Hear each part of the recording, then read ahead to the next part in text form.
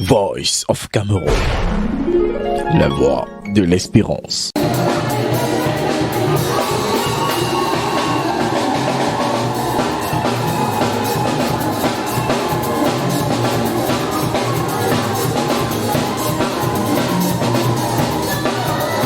En ce premier vendredi de carême, l'unité des chrétiens s'est encore manifestée à travers cette nuit de prière organisée comme il est de tradition ici au sanctuaire Marie Médiatrice d'Etoudi.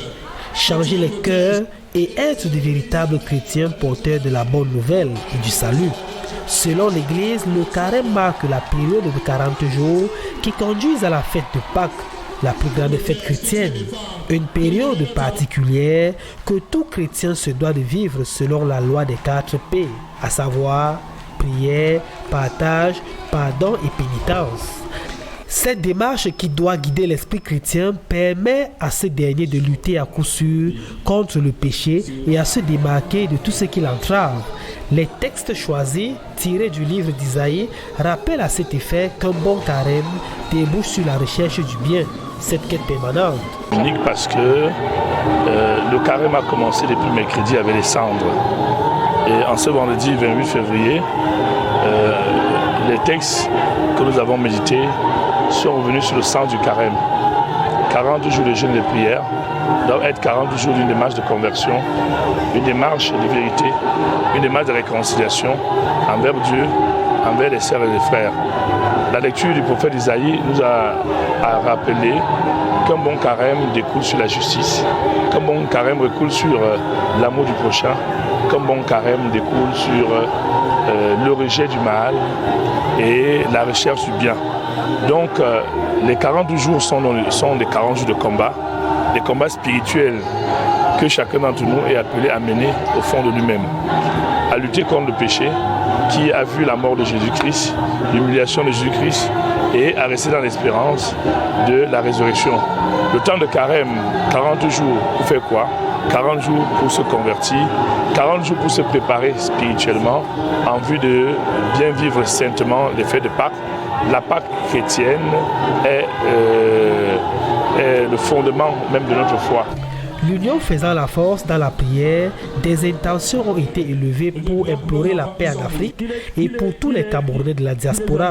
Ce sont des hommes et des femmes venus de tout horizon, de toute tribu, qui ont des problèmes. Nous avons le sentiment de les avoir soulagés par la parole de Dieu. Nous avons le sentiment d'avoir été à leur côté. Nous avons le sentiment de leur avoir donné une lueur d'espérance. Ils sont rentrés en chantant. Ils sont rentrés avec l'espérance que Jésus-Christ que nous avons invoqué va les libérer. Jésus-Christ que nous avons invoqué va les aider. Aussi la prière d'aujourd'hui a été la prière pour toute l'Afrique. Nous avons prié pour toute l'Afrique en nous rappelant que Jésus, qui était poursuivi par Hérode, s'est réfugié en Égypte. Nous avons donc demandé à Jésus de continuer à veiller sur cette Afrique contre les nouveaux Hérodes, des Hérodes nationaux, des Hérodes internationaux qui mettent en péril la paix en Afrique, qui mettent en péril le développement, qui mettent en péril le vivre ensemble. Nous avons prié pour tous les Camerounais de la diaspora qui sont allés chercher la vie, aujourd'hui sont bloqués par la jalousie, la haine, par les trahisons, par les déceptions de tout genre. Nous avons été à leur côté par la prière afin que, durant ce temps de carême, que nous puissions leur apporter l'espérance, la joie dont ils ont besoin. Que l'union faisant la force dans la prière, que nos prières puissent les délivrer, que nos prières puissent leur donner le soutien dont ils ont besoin. Cette prière a été la prière de l'Église.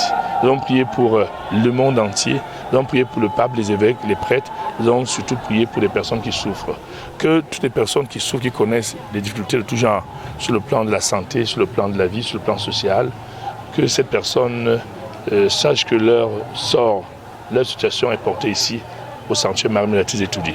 L'occasion nous a été aussi donnée de présenter la lettre de carême que Monseigneur Jean Barga a donnée au peuple chrétien de la diocèse. Où es-tu, Jésus? Qui nous invite à rechercher Jésus et qui nous invite à bien vivre spirituellement le carême.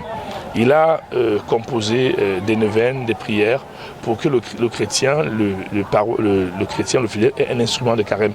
Que le carême ne soit plus un temps vague, un temps uniquement de jeûne, mais que le carême soit un temps d'enseignement, un temps où nous allons à la recherche de Jésus, un temps où nous retrouvons véritablement nos sources, nos racines divines, afin que quand le moment de Pâques arrive, cette veillée de prière a également été l'occasion de présenter la lettre de carême de l'archevêque métropolitain de Yaoundé, Monseigneur Jean Baga. Une lettre composée de neuvaines de prière qui rappelle aux chrétiens comment vivre pleinement cette période de pénitence, afin qu'elle ne soit plus simplement un temps de jeûne, mais davantage un temps de prière.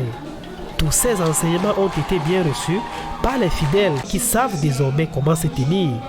La prière, nous prions et puis prière, pénitence, pardon, dans les 4 P.